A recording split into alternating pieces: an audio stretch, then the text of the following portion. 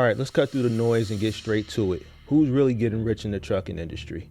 Is it the truck owners, the lease drivers, the brokers, or is it the dispatchers? If you think it's you, the truck driver, you might want to stick around, because today we're breaking down the entire trucking industry money flow. And trust me, it's not what you think. And by the end of this video, you'll know exactly where the power is, where the money is, and who's getting played. Let's get to it.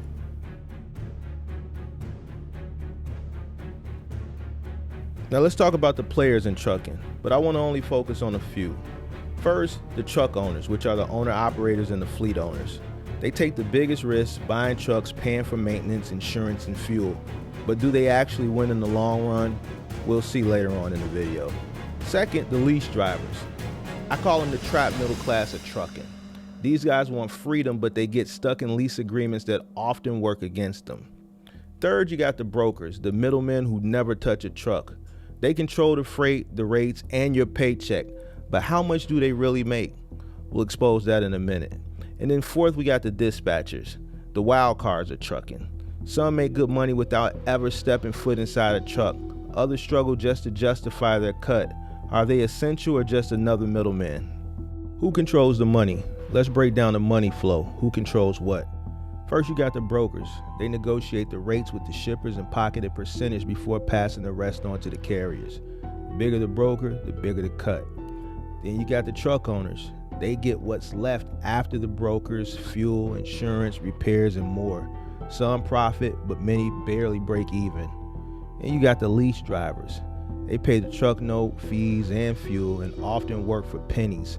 Many think they own a business, but really they're just paying someone else's bills. Then you got the dispatchers. They take a cut of the load, but only make good money if they have multiple trucks under them. Some are legit, others just overcharge. You actually could put some dispatchers right below the brokers, because the ones that are scaled and have a multitude of trucks under them make more than some carriers. Let's talk about first what the broker's profit margin is. When a broker accepts a load from a customer and gives it to a carrier, there is a small margin, small to medium-sized margin on that shipment that is billed to the customer. All right, this can range from anywhere from 10 to 20%. I'll talk a little bit about more numbers in a second. All you have to understand is that the brokers make money by being the middleman and the matchmaker between a shipper and a carrier, okay? Now, a lot of things that carriers don't understand is that customers deal with brokers because they don't want to deal with you. That is the honest truth. Brokers make the phone calls that shippers don't have the time to make. Brokers pay the carriers faster than the shippers pay us. Brokers handle issues that carriers encounter better than a shipper can, because shippers don't have knowledge about all the laws and the rules, and shippers don't have the time to manage their transportation. That's why they enlist the help of a broker. And now if you think about it, that makes brokering a very difficult field, because we are only paid on performance. We can sit and make thousands and thousands of calls per day and not get paid if we can't match a truck with a load. All right, that's not a very good spot to be in. It's a very poor business model if you think about it, because there's no guarantee of anything every single day. There have been days in our brokerage, and we'll do a good volume of loads every single day, but sometimes we'll get 5 to 10 loads. Some days we'll get 50 to 70 loads. Like, it's very sporadic, and we never know if it's going to be feast or famine. The only thing we can do is work hard to make sure that the famine days are limited. That's the first thing you have to understand about brokers making money on the transaction. They're not making money off of a carrier. They're making money off of doing a job that a shipper does not have time to do. Okay? It has nothing to do with the carrier. It has everything to do with what is the value of that shipper getting the help that they need. So that's what the broker's margin is, why it's there. It's there because brokers need to keep the lights on. Did you know in some cases that brokers take 30 to 60% of the load? That's right. While you're grinding on the road, they're sitting at a desk making moves.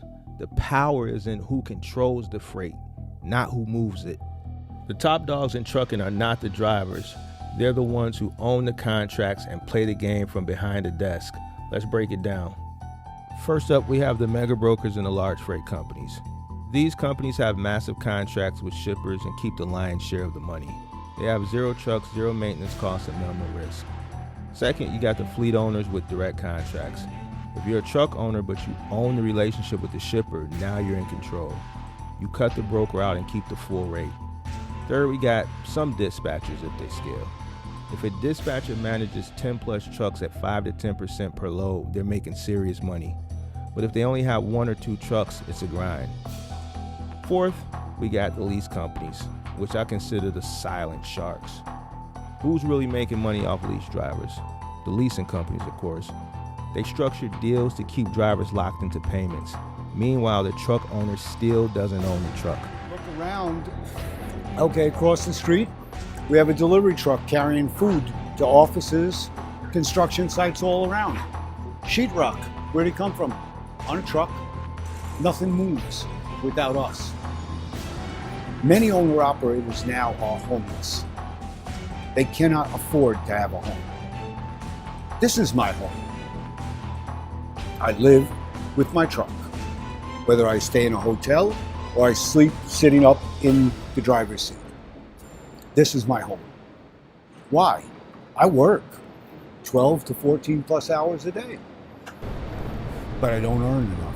Now let's talk about who's getting the short end of the stick. First, let's talk about the lease drivers. They pay high weekly truck payments but never own a truck. Most end up making less than company drivers.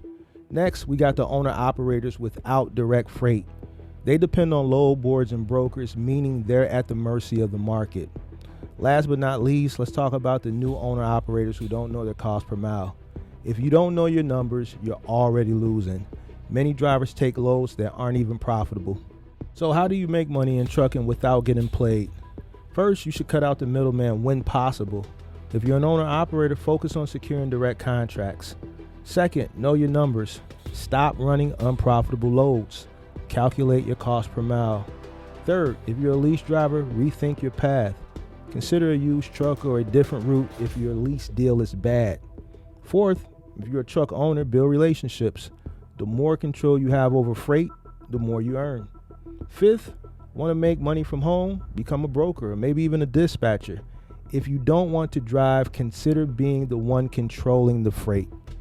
Now that you know who's really making money in trucking, it's time to speak up. Are you the one getting paid or are you the one that's getting played? I want to hear your story.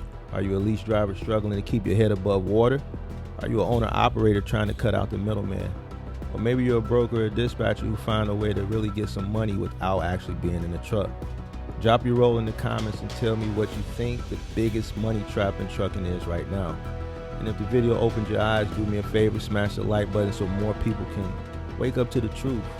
Subscribe if you're tired of fluff content and want more unfiltered real-world trucking game. And hey, if you're really trying to level up, stick around. We got more deep dives, more game, and more ways to make sure you're the one in control of your finances. Let's build smarter truckers, not just hard-working ones. Hit the bell so you stay notified. Peace.